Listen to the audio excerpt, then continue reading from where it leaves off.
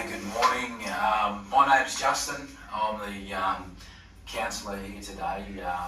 What would be best name to call you? Moroni. The colour maroon eye. There we go. Moroni. That's brilliant. Is this your first time in a counselling session at all? No. Awesome.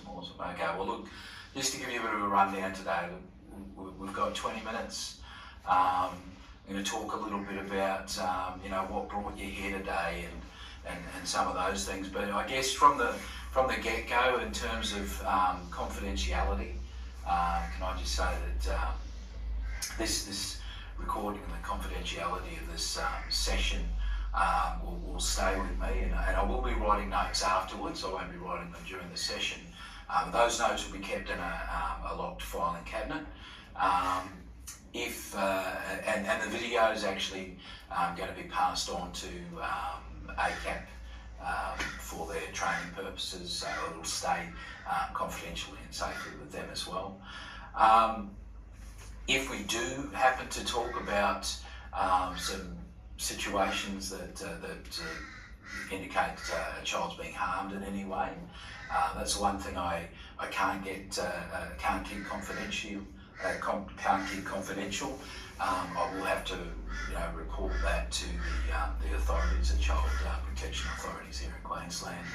And again, if you talk today about having thoughts of suicide presently, that's something I can't keep to myself as well. But I acknowledge that I'll only tell someone that can help keep you safe at this particular time. So I just want to be open and transparent with you. Are you okay to keep going, understanding all of that? And thank you for signing that consent form earlier, which is fantastic.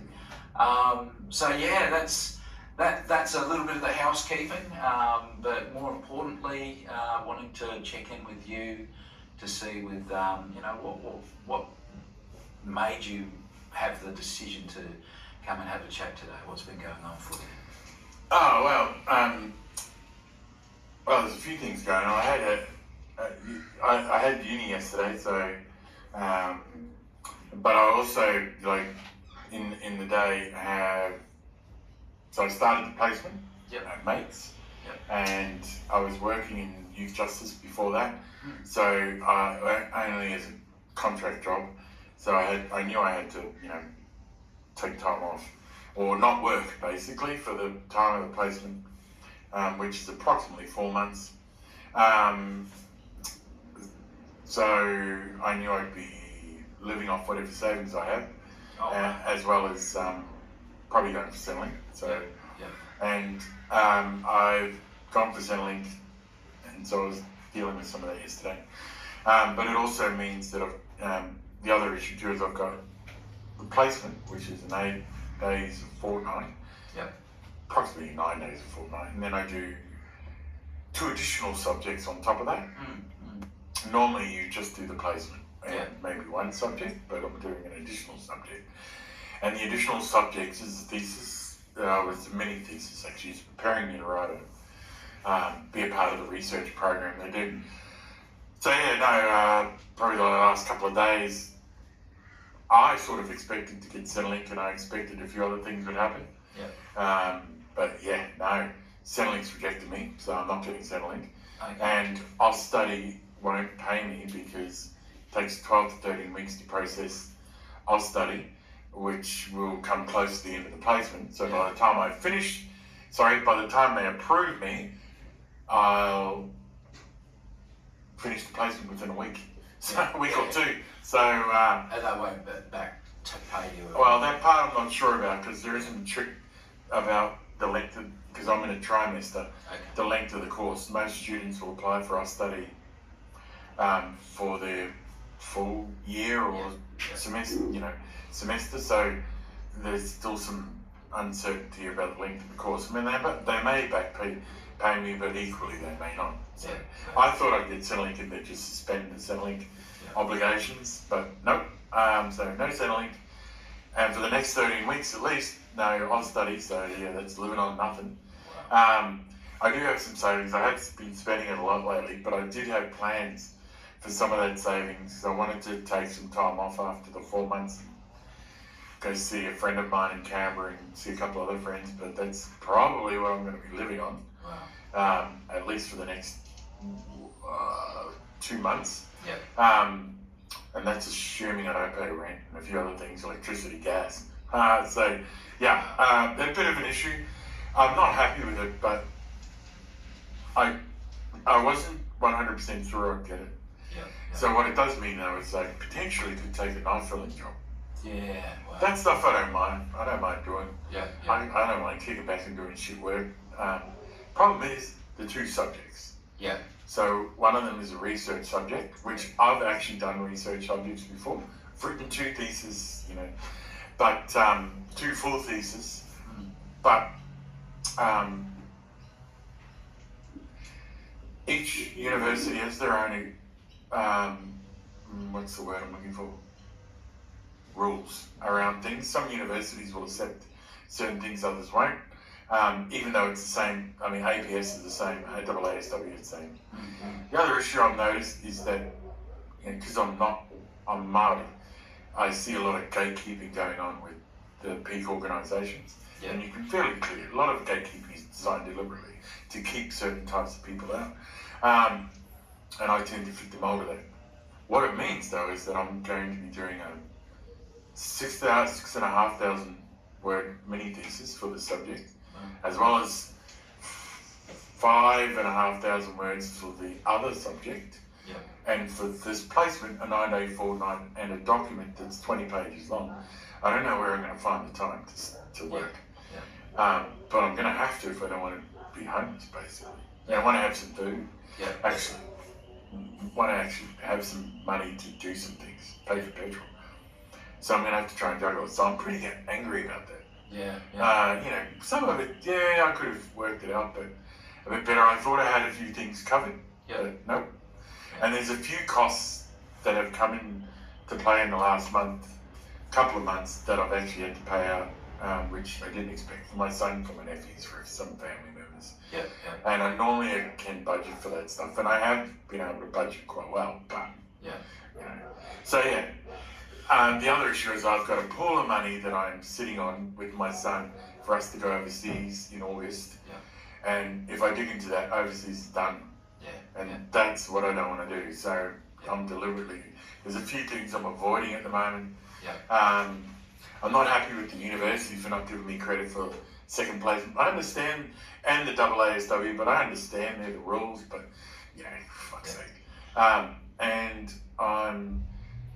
I'm going to appeal the decision for Centrelink. Yeah. And I'm also meeting with the lecturer today at 8:30 for the subject, but I'm pretty certain she's going to tell me they're rejecting it. I'm also pretty certain, because I submitted my previous thesis that was done 20 years ago, 2 research assignments that I did 18 months ago, a literature review that I did 2 years ago, and some of the policies I've written in the last 5 years, some reviews of PhDs that I wrote in the last 4 months. So it should be enough documentation to say I can do the research. Yeah.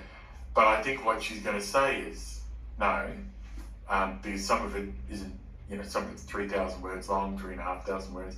The thesis is 15,000 words long. It should be plenty. Yeah. But it's 20 years old. So I think she's going to say no, but I also think she's going to offer me the opportunity to continue from the stuff that I did 2 years ago. Yeah. Because I'm pretty sure, I'm very confident she's curious. What's the word I'm looking for? She's actually turned on by it. Yeah. I think it's such an unusual research. Nobody in Australia is doing it. Wow. The lit review is very clear that I did, it was a lit review, a thesis, a research methodology assignment, and then the research design assignment for a subject that spanned 12 months, but I only did 6 months of it. So I think she's going to offer me to take it up, and I sort of want to do it, but I just think, what the fuck? I can't do all this shit and maintain my mental health. Yeah, and it sounds like you got a few things that are going on in your thought process. You know, you on one hand, you know, you've got to do all this training to be recognised for something that you've already done for many years and things like that. But you've got to follow that due process, and the challenge of financially of doing placement, being without a job, not wanting to draw on those savings that you've got set aside for that trip with your son. Well, my son's actually holding the money, so, yeah. And it's he's put it into an account we can't access until July. Yeah. So. Yeah. And we get penalised if we do. Well, 6 months ago when I did it, I thought it was a good thing. I thought, got this all sorted, got savings for the 4 months off, got a few other different things, but I knew shit would come along somewhere. Yeah, and so I'm hearing time's an issue as well. You've got all these things, papers that you've got to write, the placement that you've got to go through, and then missing out on at the moment. Good that you're appealing settlement, which is following that due process, and hopefully that could shift for you. It sounds like you're open to actually working nights. Is that what you're saying? Or is that? I mean, I'm open to it, but it's like a forced opening. I don't really want to. Don't want to do it. Because I'm going to be writing all these papers. Yeah. And I want some downtime after work. Yeah. So, but, we're in the helping industry. Like, you hear all this, the helping industry talk about self-care and all this sort of shit. Yeah. The reality is the helping industry is run by fucking rich white people, or even white people who've got money, who've never been through these experiences. So it's easy for them to come up with these rules. Yeah. When I look at a lot of my colleagues, students, many of them are international students. Some of them are having to work jobs when they finish their placements. Yeah. And I think, they can do it. A good friend of mine has just finished, and she works, 3 hours, 5 days a week to pay her bills. And I think, half these pricks don't get that, So, and yet they make up all these rules that are really.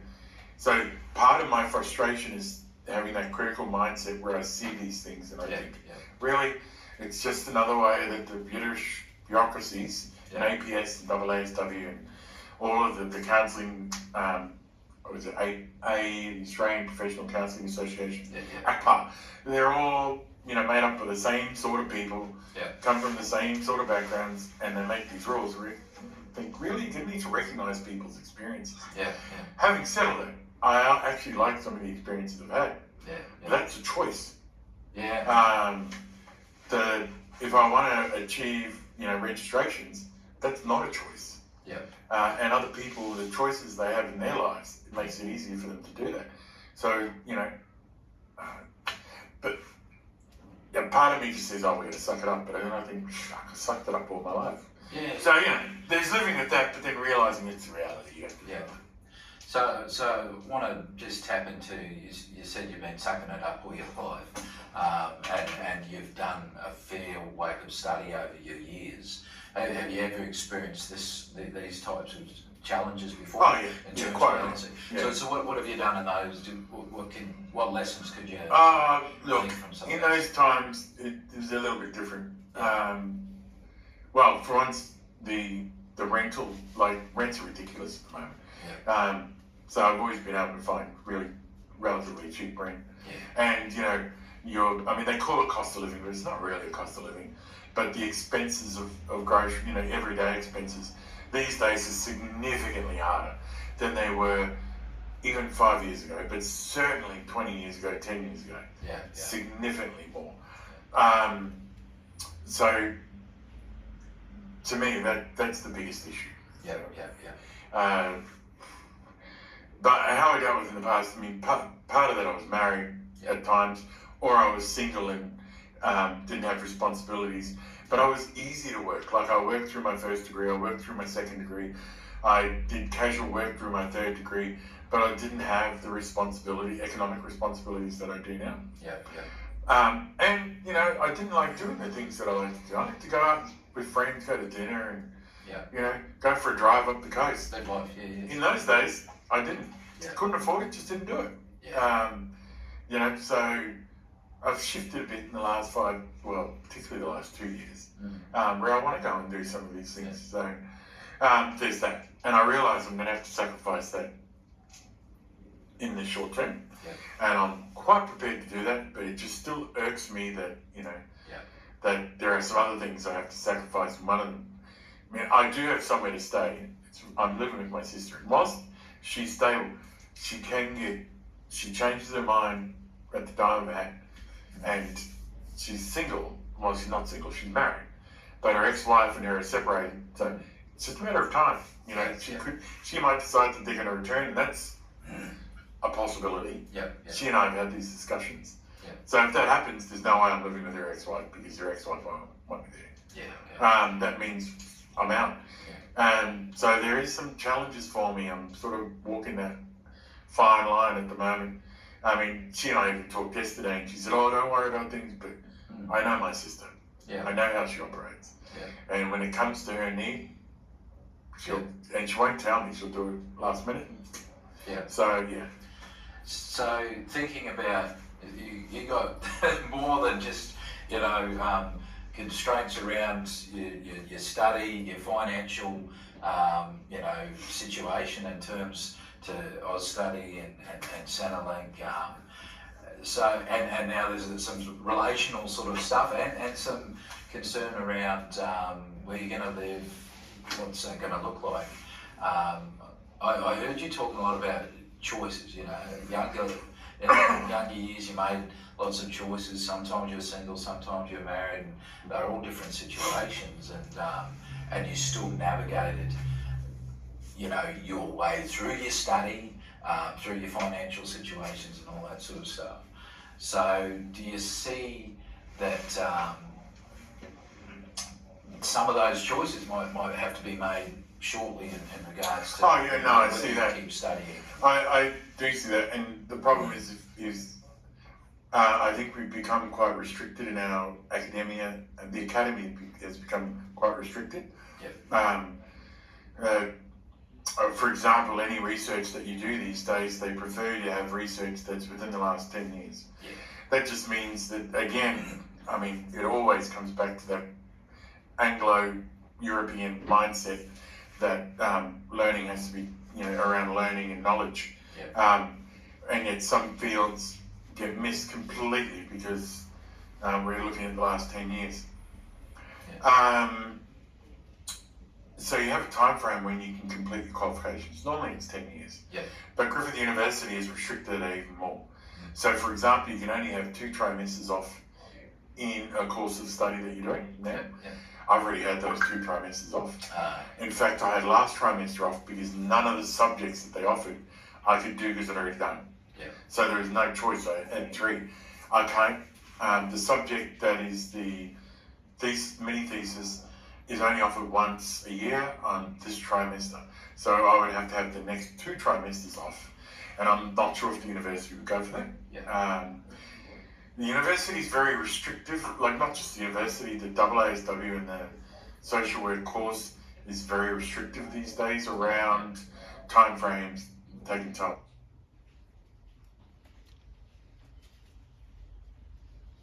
What I'm hearing is that you're going through financial stuff, you're feeling a little bit victimised through some of your tertiary challenges all the hoops that you got to jump through, but you also have the foreknowledge to know where the soft spots are, and it sounds to me like you've thought through a process of, okay, if this doesn't work, then I've got option B, option C. If your sister's wife comes back into the picture, then there's a potential moving down to the coast. That's an option that you talked about. You said you're going to go and try and get more clarification for Centrelink's decision. And you've got some savings that you're reluctant to chew away at. I've got a pool of money I can utilise now. If I'm thrifty, it'll get me through 10 weeks. If I'm not, if I need to pay for a few things, it'll probably get me through the next month. Yeah. And I mean, there was another thing that happened yesterday which I just went, fuck. Yeah. So, but you know, it's the life, man. It's the way it is. Yeah. Well, look, what I'd love to do is maybe catch up in a couple of weeks' time.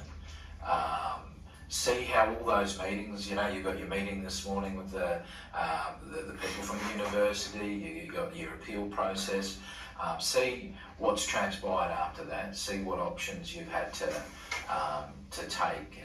Would you be okay catching up in a couple of weeks? No problem. But look, I really appreciate you taking, especially after your food poisoning last night. Well, that's could be an option. Just eat bad food, and then you won't, you'll be cleansing yourself. Got some money, yeah. Actually, I figure these things come out once, so it's probably good to come now and start replacing rather than halfway through. Yeah, 100%. But I really appreciate you, Moroni. It's been really enlightening, and I certainly feel for the challenges that you're going through. And while I don't have any answers for you, it's all right. I'll figure it. Yeah. But you know that you got support here in the team here at Mates. I'm not a lot of things, but I am who I am. And so you got genuine people around you that would try and help you navigate what you're going through. So, Thank you. Appreciate you, mate. Thank you.